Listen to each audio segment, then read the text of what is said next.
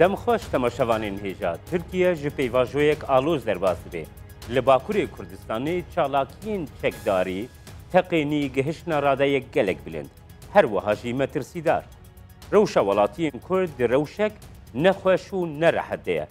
Bi sed hezaran hevwelatî ji cih û warên xwe li dijî îradeya xwe koçber bûne. Di îroyînek nexweş û siberojek nediyar de ji bo Kurdan. Her wiha di qada siyasî de jî tevlîheviyek berfereh tê jiyandin. Pozisyona HDP di meydana polîtika Ankara'yê de wêneyek îzolasyonê dira Xayberçavan. Şerê li Bakurê Kurdistanê û tevlîheviya li Tirkiyeyê tê jiyandin çi tesîrê li HDP dike? Raman, fikir, projeyên HDP di rewşa îroyîn de çi ne? Li ser va babetan em dê li destpêkê de li gel Adem Geverî Parlamenterê Partiya Demokrasiya Gelan HDP ji Ankara qise bikin. Gek Adem destpêkê de tu bixêr hatî û ez dest bi pirsa xwe dikim helwêsta we girêdayî şerê li Bakur geşbûyî çi ye? Belê spas birêz Batûn. Em hêvî dikin inşallah ku bi vesîleya başî xweşî em bi vê bername pêşkêşê gelê xwe bin ku silav rêzê xwe bû temaşemanan jî pêşkêş dikin. Rast e ew tarîfa we kirî ku ji bo Bakurê Kurdistan bi rastî jî tarîfeke dibêjin ya ku dilşewat e ji bo pêşeroja gelê Kurd Kurdistanê tu hêviyekê nade. Lê wek hûn zanin ku bi dehan salan e ew rewşa ku îro gelê Kurd li her çar parçeyê Kurdistanê li rojhilata navîn tê de ye rewşek ji xwe ne baş e û rewşek ne aram e û rewşek wêrankar e. Ji ber wê jî tiştê ku îro tê serê me ez bi xwe xusûsen ez bêjim ecêb mayî namînim lê helbet xemgînim. Ema heger ku hûn bêjin ji bo pêşerojê helbet em geşbînin em hêvîdarin ku gelê Kurd di vê tengasiyê xwe xelas bike rizgariya xwe azadiya xwe bibîne. Gek Adem wekî HDP tu projeyekî we di vê rewşa aloz de heye. Fermo hûn dikarin du biarê bikin pirsa xwe. Gelo di vê rewşa aloz got li taybetî li Bakurê Kurdistanê lê li tevaya Tirkiyeyê jî tê jiyandin. Weke partî tu projeyên ve konseptên we hene? Belê wek HDP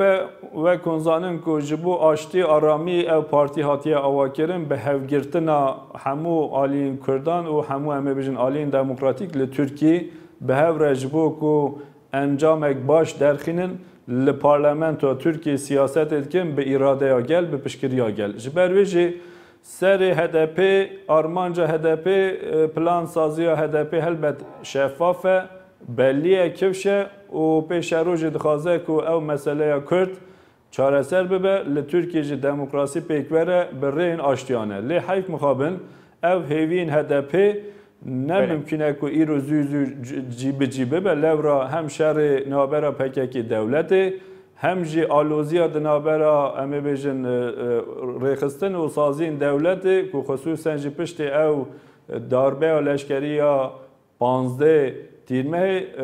îdî rewşek xirab xistiye nava em ê bijin siyaseta Tirkiye jî HDP jî jê bandorek xirab digire ku nikare em ê bijin armanca xwe gayeya xwe cî bi cî bike ku bikare jî em ê bêjin bigîjne encamek. Baş e kek Adem hûn dibêjin ku weke partî hûn partiyekî li gel aştiyê ne lê di vî şerê got dibê de ev şerê ku tadiyekî gelekî mezin aniye bi taybetî serê gelê Kurd. Helbesta ve girêdayî şer bigişt. Şer tu zanî du aliye yani aliyekî devlete li aliyekî rêxistina PKK'ye. Fikra ve bîr û ramana we li ser vî şerî çi ye? Yani em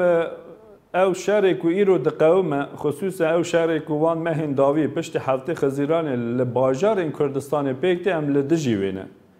Ew şerê ku îro derketiye ku em ê bijin bi teqînan bi kuştina sivîlan em li dijî wê ne. دوی مسئله دا تو پرسکریک تو نکو HDP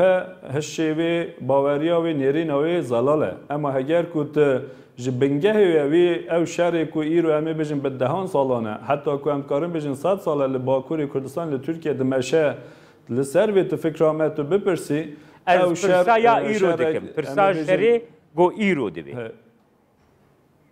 یا ایرو و کنزانن کو پشتی کو HDP رشد خو اثبات کرد به اراده یا گل کت پارلمانتوی قناعت HDP قناعت معبو کو او شهر نه مشاندن جبویجی هم PKK آگربس اعلام بکه که ممکن به می بیشن هزی خو پاش بکشه دولت ترک جوان اپراسیون هم بده سکناندن شانس درفت بده رین آشتیانه پارلمانت و ترکیه هم بکارن به شکلی که امی بیشن اشکره به یاسای قانونی هم بکار مسئله چاره سر کن لی حیف مخابن نه حکومت AKP و برای صاحب اردوغان نجی PKK امی بیشن او شانسه بکار آنی که حتی او قاس امی بیشن و او تندتوجی زیده بو که ایرو ایدی دنوا سکاکان دا حیف مقابل تقیم پیکتن و سیویل تین کشتن بله که آدم yani ger em vegerne berî demekî ve diyar kir ku hûn temsîliyetke di nav parlamentoyê de dikin ve di demeke dirêj de ev temsîlî kiriye lê bi qasî berî salekê tam vî wextê di hilbijartinên Tirkiyeyê de heştê parlamenter wergirtin. Di rêya giştiya Kurd de gelek cara ev pirstê rojevê gelo wê demê ve biryara têkiliyê li gel AK Partî de abane yani ji bo diyalogê danûstandinê wî helwestekî wê demê baştir dernekeve. Niha heger ku ji alî biryardayînê ve hûn binirxîne helbet xeta bû ku ev biryar mene da. Lê em zanin ku yani ku tevî me ev biryar daba, tevî ku me em ê bêjin pey vê ketiban ku me koalîsyona çêkira jî ne mümkün bu hikûmeta AKP Tayyip Erdoğan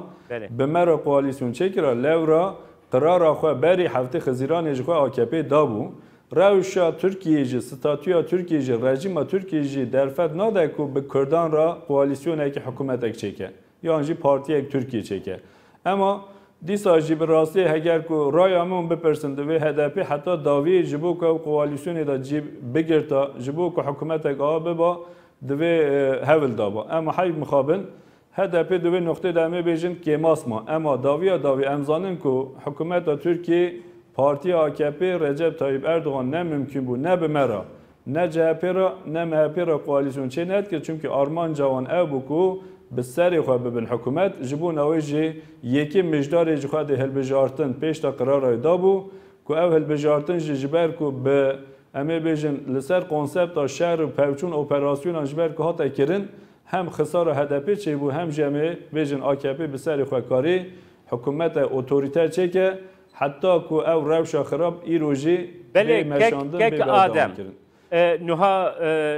te fermî te got ku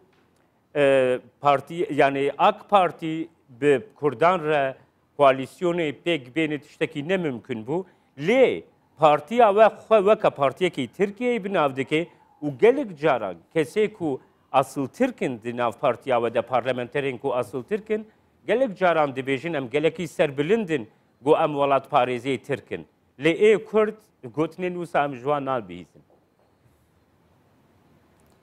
Niha ew tabê ciyê ku em ê bêjin tiştên nirxandinên spekülatîf in yanî ku herkes dikare tiştekî bêje. Ve ku zanin li Tirkiye hinde tişt alî fiîlî ve kewşin hinde tişt alî em ê bêjin formalîte û hukukê ve cuda tê nirxandin. Yani helbet HDP ji ber ku li gor yasayên Tirkiye hatiye avakirin tevahiya Tirkiye siyaset etken Partiya Tirkiye'ye. Lê devleta Tirkiye, hikûmeta Tirkiye partî navendî HDP vek partiyek Tirkiye nabînin vek partiyek Kurd dibînin. Fîlen jî ji xwe hûn zanin ku piraniya em ê bêjin piştgir û em ê bêjin xebatkar endam rêveberên vê partî ji xwe ji Kurdan hereketa Kurdan pêk tê. Ewa jî realîte ye.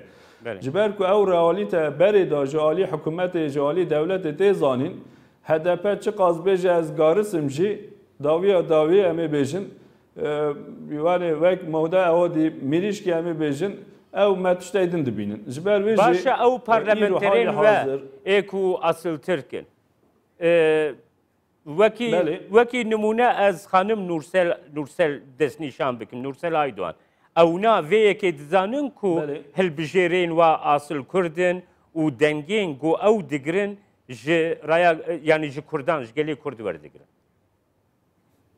Belê divê meselê de tu em ê bêjin guman tune hewalên ku di nav me da ne tenê Türk belkî Çerkez hene Laz hene belkî em ê bêjin ji dîn û mezhebê din jî hene ew jî zanin ku piraniya dengên HDP ji Kurdan tê lê helbet huquqa HDP tûzîka HDP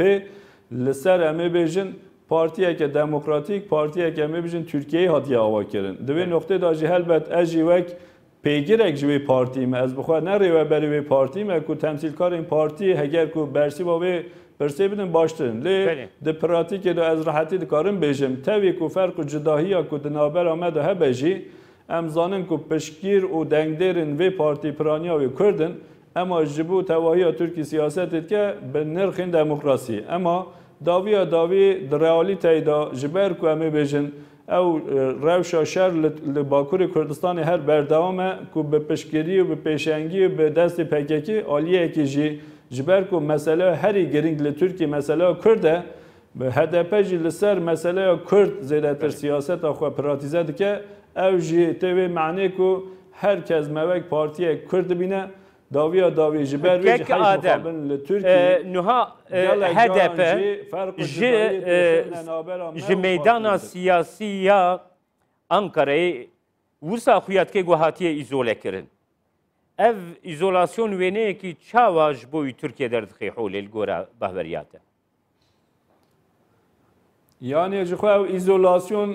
îfadeyek bixwe negatif e û aliyê din jî ew ê ku me îzole dikin me li Enqerê dixwazin îzole bikin. Halbuki Enqere paytextê wan e ku em ê bêjin navenda siyaseta partiyên dewletê û parlamento hikûmetê ye. Em niha li Enqerê siyasetê dikin em li serê çiya li Amedê siyasetê nakin tenê ji ber wê jî ew nikarin vê îzolasyona de ser bikevin. Lewra me heftê Xizîranê ji yekê mijdarê jî me ew îzolasyon şikand. Em niha li parlamentoyê ne li Enqerê siyasetê dikin. Heta îro ew qa siyaseta HDP pêş veçûye ku di siyaseta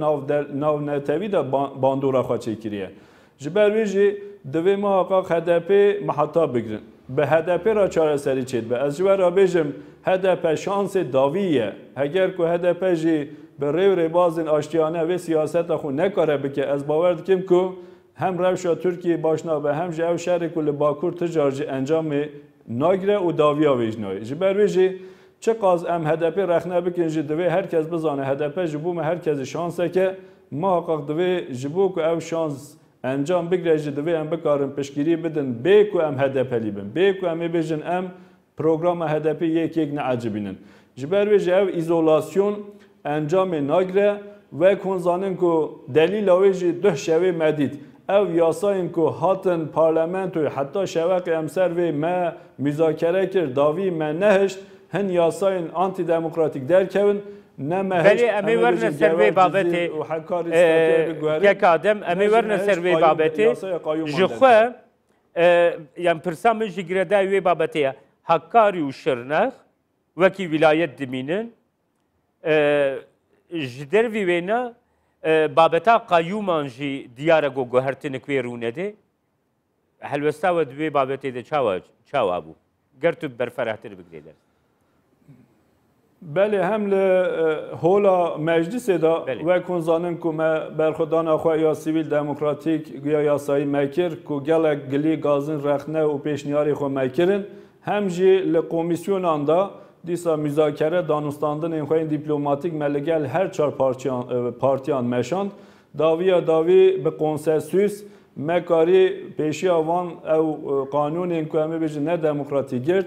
her bajarê ku em ê bêjin dixwastin statûyayê biguherînin wek statûya wan destê wan dama ji bo îro ez dibêjim sibê dibe ku ew xetere dîsa vê pêşiya me hem jî qanûna herî ku em ê bêjin xetere ku li Kurdistanê îradeya gelê Kurd bin dest dikir bin pê dikir ku ew desthilatiya şaredarên ku hate hilbijartin dixwastin vê desthilatê vê îradê ji wan bistînin ew qanûn jî paş ve hate kêşandin lewra wek hûn zanin ku dixwastin قایومان باویجن سر امی بیجن شاردارین هلبجارتی که بکارن سیاست آخوا دملدست راست راست بخوا بمشینن که اراده کرد دربی درخینن او جی باور بکه انجام ندگرد جبر که انجام ندگرد باش بو جبه خلاتی ده شوی جوه گریان که مکاری پارلمنت و وی قانونی ام باش بکشن به پشکری هر سال پارتیان اما داوی که ایرو نیت حکومت خرابه چاوا کو چند روز بری نه ودید روزنامه هاتن گرتن کو گلک سیاست مدارین سیویل ین HDP ین DBP ین امی بیجن سازی اندن کو تین گرتن تین بنچاو کرن ممکنه کو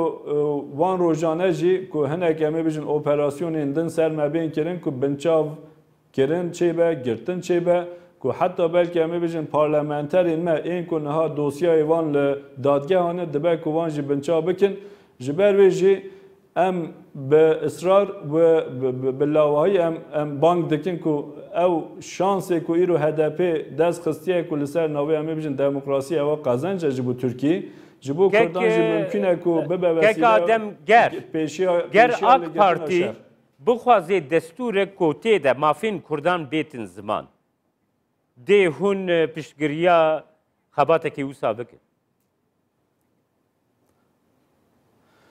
بله 15 تیرمه حتی نها ام لگل دموکراسی بونه لگل سیاست سیویل بونه لگل تمثیلیت سیویل بونه جبر ویجی ما بانکر هر چهار پارتی بلا زیروه که چکن هفدیتن هم پیک بینه ما بانکر بلا میتینگ بیکرن لی تاوی که او زیروه هاتا کرن او میتینگ هاتا کرن دیسا جی HDP در و گرتن ایرو دیسا اموی بانکر دکن که او کمیسیون کو هاتی چیکرین کو او کمیسیون به کد امه گامه هات آوا کرن لی ایرو دوی کمیسیون دام تلانه اگر کمیسیون کو جبو کو دستور اگنی به چیکرین هاتی آوا کرن HDP جتی دا جی بگره از باور دکیم کو انجام اگ باش امی دست بخن هم مسئله کرد چهارسر به هم جی ام دکارن دموکراسی که ماینده لگور استاندارد اروپای لترکی جی بی جی بکن اگر کو HDP دا نبه از نها جوارا اشکره دبیجم او کمیسیون نکاره سر بکوه لترکیه جی تجار دستور اک نویا دموکراتیک چینابه آنجا دبه که پاکتین بچوک بینه آماده کرن او پاکت جی نجی کردان را نجی گلی بندس را نجی دموکراسی ترکیه را نبه چاره سری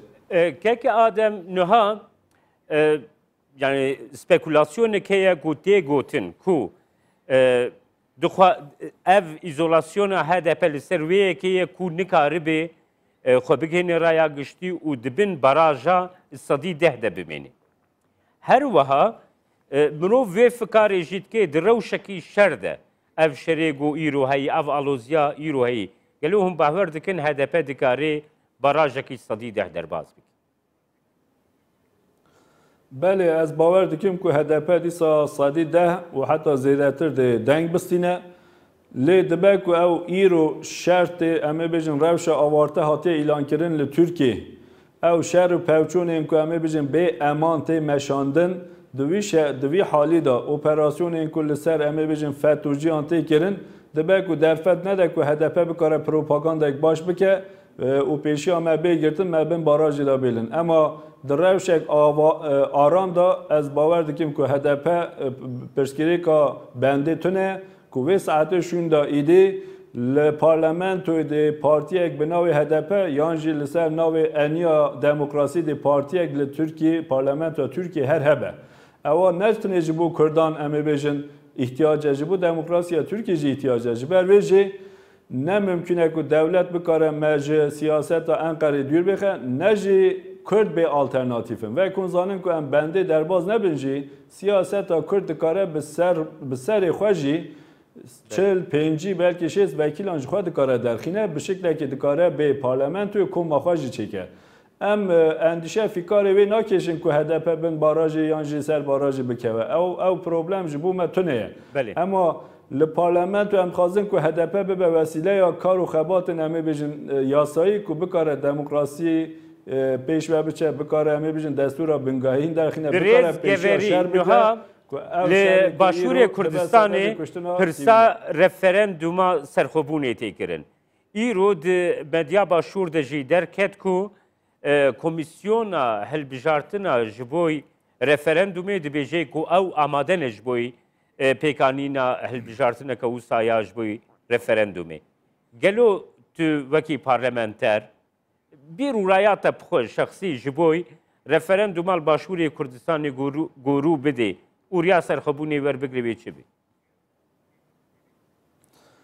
Di serî de em vê eşkere bikin ku îradeya gel ji bo me bê şert û em ê bêjin cê rêz girtinê ye. Ku dema ku îradeya gel tecellî bû, xusûsen jî ji bo çarenûs û pêşeroja gelê Kurd Kurdistanê rêz hirmet em ê jê rabigirin, em piştgirî didin vê îradeyê ku tecellî bike bi navê referanduma serxwebûnê. Lê bi rastî jî referandum pêvajoyek cuda ye, îlankirina serxwebûna Kurdistanê cuda ye. Ji bo ku serxwebûn bê îlankirin, derveyê piştgiriya gel, derveyê referandumê divê hêzên Kurdan li Başûr li hev bikin, bikarin raya giştî ya navdewletî îkna bikin, ku bikarin encameke baş dest bixin. Heger ku bi piştgiriya hêzên navdewletî, heger ku em ê bêjin bi çêkirina eniyeke netewî li Başûrê Kurdistanê pêk ney, ez bawer nakim ku îlankirina serxwebûn ew qas hêsan be. Ema heger ku serxwebûn îro sibê ne îlankirin jî, ewa ji xwe heqê Kurdan e, her hal em ê ji bo wê berxwe bidin. Ema divê bi lez ew referandum bê kirin, heger ku ew referandum neyê kirin, dibe ku hem îradeya xelkî bêhêvî bimîne, hem jî dibe ku em ê bêjin tifaq yekîtiya Kurdan têk biçe ku li Başûrê Kurdistanê ji bo statûya Başûrê Kurdistanê ew reş xetere ye, divê demil dest em vê rewşa xeter da derkevin, ji bo wê jî li gor min ev biryara komîsyonê rast e, divê demil dest zû bi zû cî bibe ku ew referandum bê kirin ku em bikarin li gor xasteka gel li Başûrê Kurdistanê partiyên Kurdistanê bi hewre siyaseteke baş bikarin derbixin. Hûn bi xwe çendîn caran hatine Başûrê Kurdistanê herêmê ev rewşa ku li herêmê heyê, aloziyê ku li herêmê heyê û pozisyona herêmê hûn çawa dinirxînin? Yani li ser navê demokrasiyê ez baş dibînim li Başûrê Kurdistanê ji bo Bakur, ji bo Rojava Rojhilat divê bibe numune ku pirrengî pirdengiyek li parlamentoyê heye, li sahaya siyasetê de heye. Her partiyek, her fikrek, her baweriyek, her rengek li Başûr siyasetê dike li gor baweriyê xwe. Lê tiştekê mase ew opozisyon û em ê bêjin partiyên ku îro di hikûmetê de cî digirin, ez qenaeta me ew e ku sadî sad li gor berjewendiyên xelkî siyasetê nakin, hinek berjewendiyên partîzanî pêş derdkevin. Heger ku em bikarin li ser nirxên demokrasî, li ser em ê bêjin nirxên medeniyetê siyasetê ava bikin, opozisyon jî hem heqê xwe hem hedê xwe bizane, hikûmet jî hem hedê xwe hem heqê xwe bizane, li gor min mümküntir e ku em siyasetek baş ava bikin ku ji xelkê xwe re jî bibin derman. Ev spekülasyonên tên kirin, ez li dijî wanim ku tu partiya Kurdan ne mümkün e ku îxanetê siyaseta îradeya gelê Kurd bike, bi dewletên din ra têkilîn qirêj bikin. Ez bawer nakim ku tu partiyekê de ew meqsed, ew armancek veşartî hebe. Lê derveyê ez bixwe jî ji ber ku ez dewamlî têm diçim li Başûrim, siyaseta Başûr jî dişopînin, li gor min zafiyetên Birêz Adem Geverî parlamenterê Partiya Demokrasiya gelan HDP ku ji Ankarayê vel gelme bû. Temaşevanên hêja piştî demekî Kurd em ê dîse vegirine basî roj û tevera xwe duwem bigirine dest.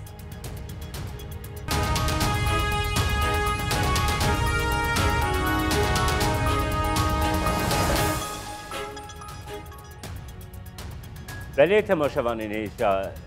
bi tevera duwem a basî roj ku li ser helwesta AK Partiyê li ser bûyer û rûdanên gol Tirkiye û Bakurê Kurdistanê rû didin em berdewam dikin. Mêvanê me Mihemed Dara Akar serokê şaxa Diyarbekir a AK Partiye goj Diyarbekirê vel gelmeye. Birêz Akar berî hinekî li gel parlamenterê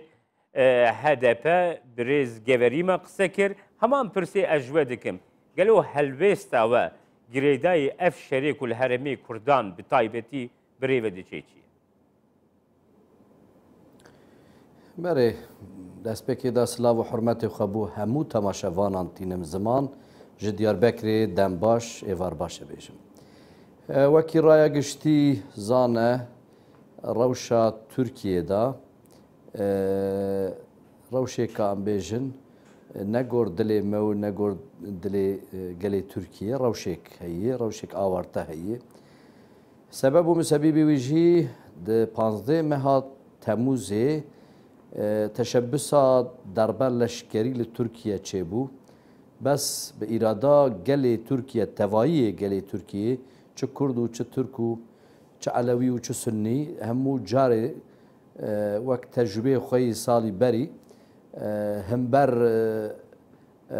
ev teşebbüsa derber leşkerî derketin. û hûn zanin ev FETÖ yanî rêxistina teroriya Fethullah Gülen yanî FETÖ em bi Kurtahî dibêjin. Ev çendîn sala ku nava dewletê da saziyên dewletê da cî xwe girtiye û xuyaye ku nava îxanetêk da mayî nava Tirkiye da nav saziyên Tirkiye da nav artêşa Tirkiye da yanî wek şebekeka îxanetê cî xwe girtibû û 15 Temûzê jî êrişarî ser gelê Tirkiyê feqet gelê Tirkiyê îrada milleta Tirkiyê tevayî fırsat neda ku ev derbeleşkerî bi serkeve hemda Xwedê elhamdülillah vêga hikûmeta siyasî meşrû demokratîka sivîl li ser hikûmeyê li ser dewletê yê hikûmeta AK Partî. Belê kek Mihemed Niha li bi taybetî li heremên Kurdan yani şerekî gelekî dijwar aloz teqîn êgo rû didin. Divê li ser vê yekê fikra we çi ye? Yani fikra me ê hikûmeta me AK Partî fikra me eşkeraya gelek caran hikûmeta me jî serokkomar û serokwezîrê me jî anîn ziman. Wekî çi wekî ev bomba teqîn yani peqîn û teqemeniyê ku li em bêjin welatên Tirkiye gelek ciyan çêdibe bi taybet bajarên Kurdan çêdibe têkiliya van teqemeniyan bomba teqînan û rêxistina FETÖ yani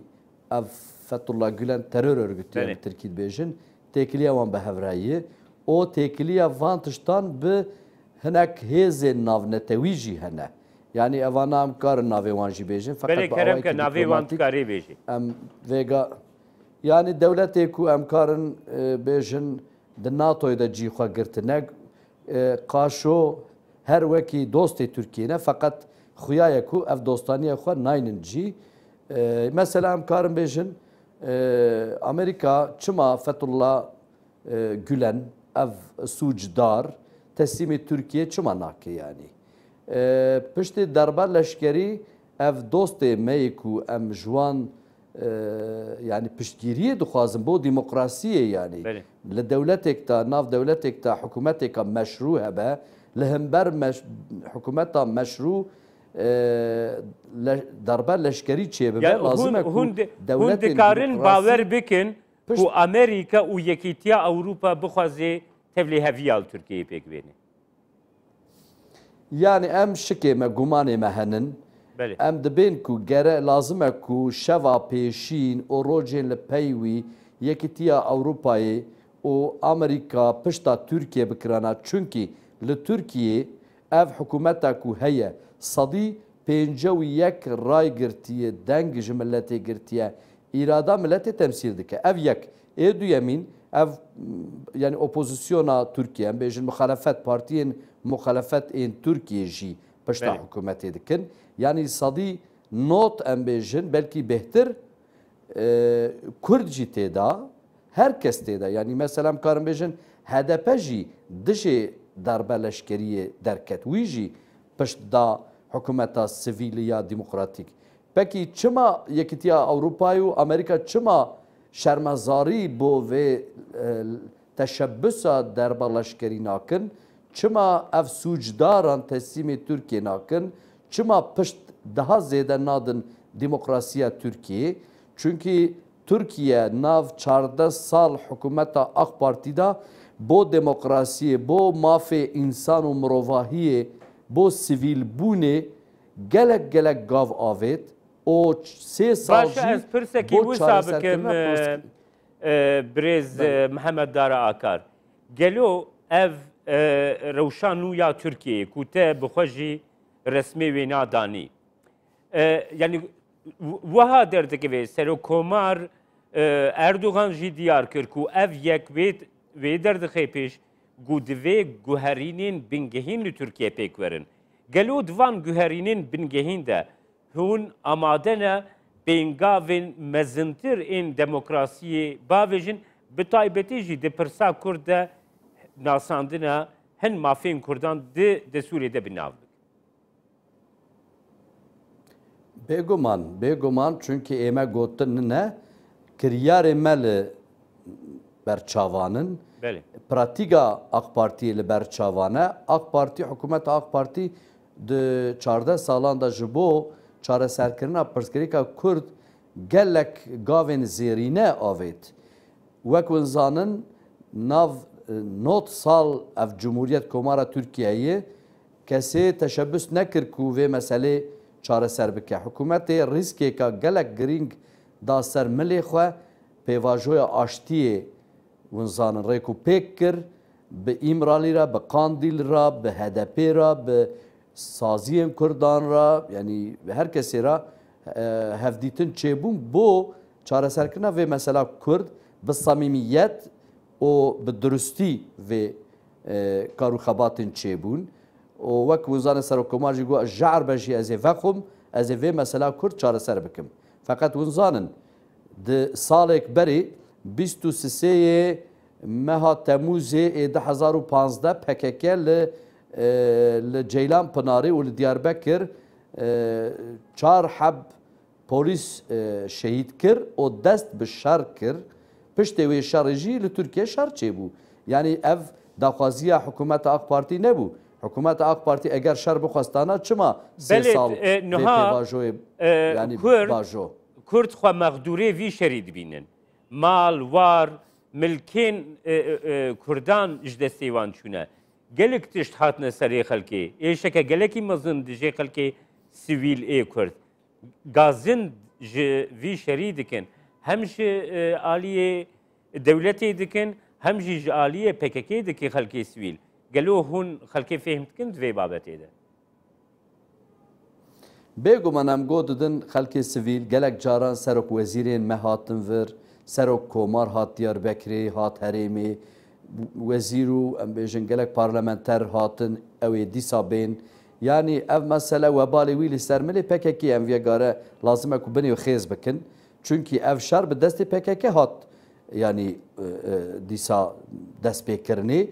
Hikûmetê belkî hinek kêmasî hikûmetê dibe ku hebin. Hikûmet ticcar nego em vê meselê hêdî em pêşta nabin. Hikûmetê got ev îşê sebrê ye, ev îşê dîplomasiyê ye, diyalogê ye. Heta bi aqilmendan hûn zanin li nava Tirkiye şêst aqilmend, aqil insan geriyan xelkê Tirkiye tev de îqna kirin. Sadî heftê gelê Tirkiye yani ne Kurd tenê evê din jî Türk û Çerkez û Laz û falan sadî heftê gelê Tirkiye tevahî pişt dan pêvajoya aştiyê û ev îş berbibaşitiyê diçûn. Feqet salek berê tiştekî ecêb PKK dîsa şer da destpêkirinê û ev rewş hat pêk hatin. Ana dewleteka demokratîk de dewleteka em bêjin mafê însanan hebin têda parlamento hebe bi rêya siyasetê meriv kar be heq bi destê xwe xe. Wê dewletê de meriv herêmek bigire bin destê xwe bixe xendeqan bikole li wê derê hikûmetêka em bêjin yani bê îrada milletê Niha em resmekî niha ku li Tirkiye heyî derxine ser mêzê.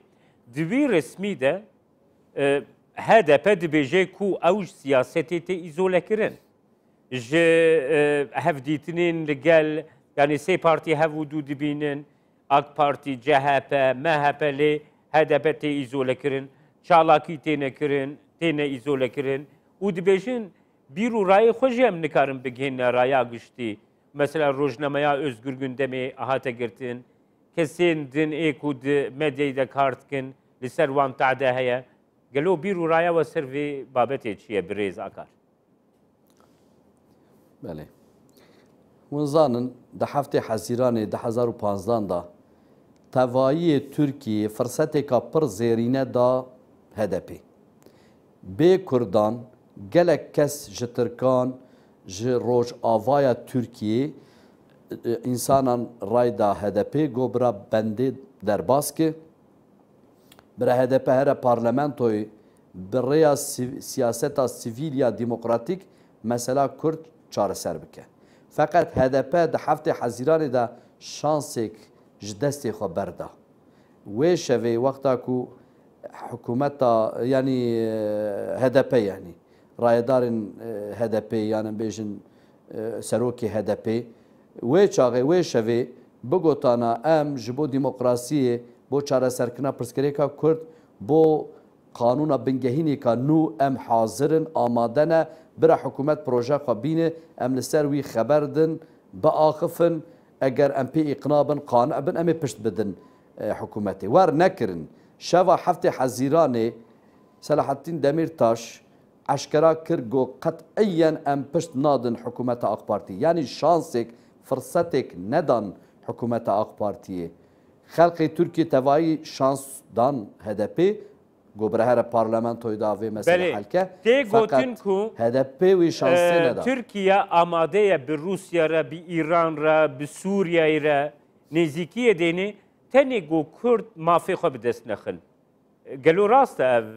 گوتن نه اف نراسته اف پیوک نراسته اگر وسا بانا ونزانن پراتیگا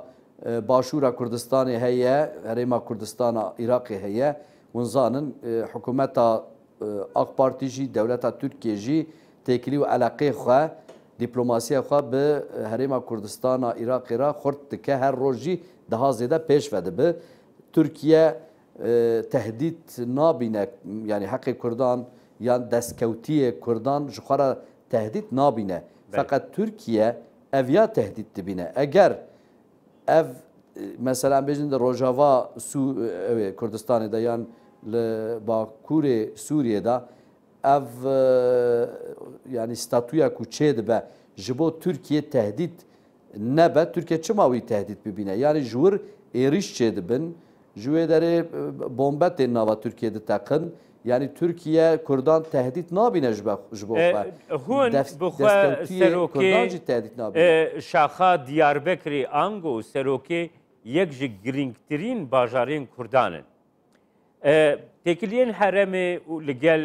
حکومتا ترکیه و آنی زمان گلو گر رفرندوما سرخوبونی ل باشور کردستانی پیک هات ترجیحا کردان بر به سرخوبونی و به تو وکی محمد دارا آکار چاوه تی تماشه بک بگمان اجی کردکم و اجی دوست کردستان عراقی ما او برادر می کلوی درین خشک می کلوی درین گل می کلوی درین ج ظلم رژیم بعاصا ظالم خلاص بونه و ایرو گلک د روشکا باشتانه و ام گلک شی سپاسیا خو بو سروک بارزانی بو حکومت هریما کردستان پارلمانتویا کردستان و بو گلی کردستان تین زمان ام دوست ورن حکومت مجی سروک کومار ما بارز اردوغان جی هانی زمان گلک جاران یعنی اگر کردین عراقی کردستان عراقی رفراندوم بکن و اف بجنم بسرخوا ببن اف مثلا عراقیه ام جبو ترکیه تهدید نابینن حتی امکارم بیجن ترکیه پی رازی جیده به چونکی کردستان عراقی دو کوردیناسیونک هفکار دو کوردیناسیونک هفکار و وک هفده گر کرد و ترک تفگری بیانا لحرمی به هف دوره داوبانا استاندبانه جبو حرمی باشتر ندبو gelek baştır muhakkak diplomasi başa şart me yek evyaya em ben terör şar gereçe nebe mesela me çiye ev yek edu diyan siyaseta Kurd nava Türkiye'de HDP dibe siyaseta dinê dibe lazim e ku nava xwe û terorê bendek çêbike şer nexwaze rêya siyaseta sivîl bide pêşiya xwe gelek em bêjin rewşenbîrê Kurdan li yani Türkiye Kurdên Türkiye viya dibêjin em tenê nabêjin ji bo Kurdan heqê Kurdan çi mafê Kurdan çi ew ji xwe tiştekê rawanin em wî tehdît jî nabînin feqet bi şer nabe bi terorê nabe bi kuştin nabe mesele ev yayê Kurdên Rojhelata navîn jî tev da ji bo Tirkiye dostin biranin Tirkiye Kurdan tehdît nabîne em şerê ku PKK çêdike em wî ji bo xwe tehdît dibînin wek Tirkiye em em Daişê tehdît dibînin Ango ger Kurd riya sivîl demokratîk bidine pêşiya xwe li Tirkiye hûn bi awayekî pozîtîv pêşewaziya wê dikin. Em pişt didinê em pişt didinê em dîsa destê xwe dirêjê wan biraderê xwe dikin bira HDP dibe partiyê dinê dibin rêya siyaseta sivîl ya demokratîk bidin pêşiya xwe û nava xwe û şer û terorê bendek bixin navê mesafe bixin navê em dîsa parlamentoyê de jî bihevrene û nava Tirkiye de jî bihevrene ev ya di dewleteka demokratîk de ji xwe heqê dewleteke bixwaze yanî nava dewleteka demokratîk de şer û siyaset bihevre nabe mero tercîha xwe çêdike yan şer yan siyaset Tirkiye Kurdên Tirkiye qerara xwe ji bo siyasetê dane ji bo siyaseta sivîl ya demokratîk dane û AK Partî jî partiyeka Kurdan e ew jî em gereviya qebûl bikin yanî ji bo gelek parlamenterên ên AK Partî jî Kurdin û nav AK Partî de jî siyaseta Kurdan xurt e ji bo çareserkirina mesela Kurd jî eqlêk heye îradêk heye proje henin di rojên pêşiya me de jî bawer bibin ku rojên û mehên pêşiya me de jî ew ê pêngavên gelek mihîm bên avêtinê em viya jî ji vêga bêjin çünkü di nava yanî jiyanê de tarîxê de şer îstisnaye sulh esas e bi vê hewayê em karin bêjin ji vir jî banga min dawî ev ye temamê Kurdan ra ez dixwazim vê bangê bikim roj roja siyasetê ye bi eqil bi fikir bi fêhm û ferasetê bi siyaseta demokratîk meşrû em mafê xwe bixwazin bi terorê nabe. Bîrûrayê ve bi awayekî zelal gihiştine me gelek spas ve Mehmet Dara Akargoş Diyarbekirê beşdarî basî rû. Temaşevanên hêja vî awayê em hatin dawiya bernameya me basî roj gotê de li ser pirsên rojevê êv Tirkiye û Bakurê Kurdistanê rawestiyan. Her şad û bixêr.